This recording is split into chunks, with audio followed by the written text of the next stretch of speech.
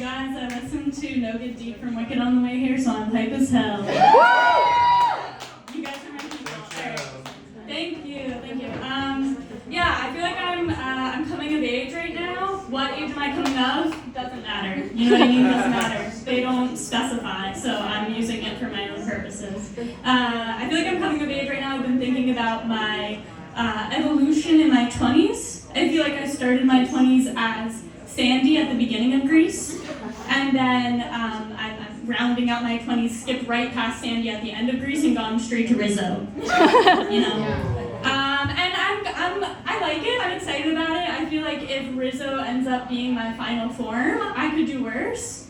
Rather, there are worse things I could do. Woo! Yeah, thank you so much. I feel like Rizzo was probably just like a few years away from coming out in that movie. Or, you know what, she probably was already out because she did look 34 in that movie. And that's because she was. Dr. Channing was 34 when that movie came out. And so I do feel justified in saying that in my late 20s I'm coming of age because all the movies I watched as a teen, the actors were my age or 6 years older. Yeah, and so I've been trying to like work on self-improvement, keep evolving, you know, like you were saying, New Year's resolutions. One of the things that I'm trying to do more consistently is exercise. Anyone else? Woo! Okay, thank you. I do have a hot tip for everyone. I'll tell you what's been working for me. The number one thing that has gotten me to exercise more consistently is delusion. And what I mean by that is that it looks something like this. I do one set of bicep curls, and then suddenly I'm Googling the Olympics. And I'm like, there's gotta be an application here somewhere. Or I just like start walking around saying things like, I don't know, Megan Rapinoe retired this year, so better take my phone off silent, see if I get the call that my country needs me. Just be super overconfident about how big and strong you are. It's very motivating. I would recommend it to anyone. I feel like I've applied the same overconfident mindset to like injuries. Like ideally, if you have to get injured, you know, you never want to get injured, but if you have to, you want it to be for a reason that makes you look cool, right? Like I punched a shark to save an orphan. You know what I mean? I was a hero. But that's never what it is. It's never what it is. Everyone's had a dumb injury, including myself. This past year, I had a very dumb injury. I lost a fight with a French press. It's true. I was making coffee. I got the water came out of me, and I got a 2nd-degree burn on my arm. I was by myself at the time. My partner wasn't home. She was on a snowboarding trip, which is something I said I would never do because I didn't want to get injured. So I was home by myself, and this injury was inconvenient for several reasons. You know, I now had this big mess of coffee I had to clean up. I was in acute pain, and worst of all, I was still groggy. Didn't have my coffee yet, and so I had to take myself to urgent care. And when I got there, it was very clear that I was the one putting the urgent in urgent care that day. There was a lot of people with the sniffles, and then me. And when I got there, I did have to face, you know, one of the barriers that women face when we're trying to get medical treatment, which is they did make me take a pregnancy test before I could get any of the drugs. You know what I mean? And I did ask them, can I just sign a piece of paper that says I promise I'm not pregnant, I'm gay? They didn't accept that. But yeah. It's fine. I mean, I was wearing overalls that day, obviously.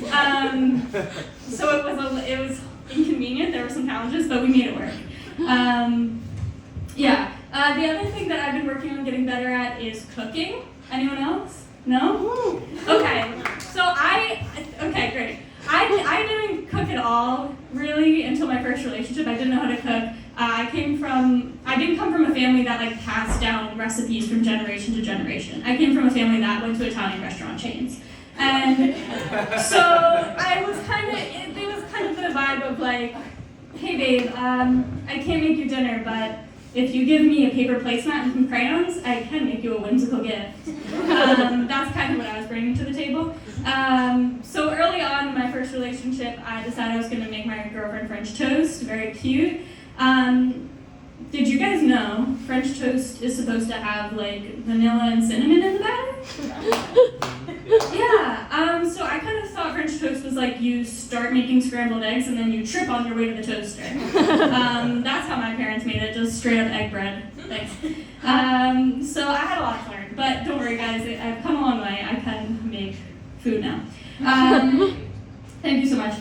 The other thing I've been thinking about recently is kind of like movies. Like you were saying, you've been watching more movies recently. Have you guys noticed that like the gritty reboot trend is still happening? Like people remaking old like kids shows into a gritty reboot? Yeah. Yeah. Okay. Well, what I would like to propose is the reverse of that. You know, how can we make Pulp Fiction a Pixar film? You know? That's what I'm more interested in. Honestly, what I think would be more impressive. Like, John Travolta is now a sentient fax machine. I don't know, just an idea. The other, you know, it's like, what if The Godfather was just kind of like a movie about generations learning more about each other? And the movie Us is just like you find your doppelganger in a funhouse mirror and then you sing a song about how it's okay to have a shadow side. You know, that's what I'm looking for. Can you guys tell that those are the 3 grittiest movies I've ever seen? Is that obvious? Yeah. So then I'll end with this. I love musicals, as you can tell. I started this up by saying, I was listening to Wicked on the way here. I know a lot of people don't like musicals, and people will say it's because it's not realistic that people break out into song, right? I think people should break out into song. And here's why, guys. I think it would solve a lot of communication issues in relationships if we just know for sure what the other person wants, right? And if we were in a musical, they'd be singing about it. So something along the lines of like you and your partner are trying to decide what to order for takeout. You know, that's gonna take 2 hours, you know, right? But if we were in a musical, it would be something as simple as your partner coming up to you and being like, each day you come home to me, you ask me what I want to eat. We're surrounded by the best cuisines, but all I want is the Rudy Tooty Fresh and Fruity from IHOP. You know? And then you have an answer. It might not be the answer you wanted to hear, but you have an answer. All right, thank you.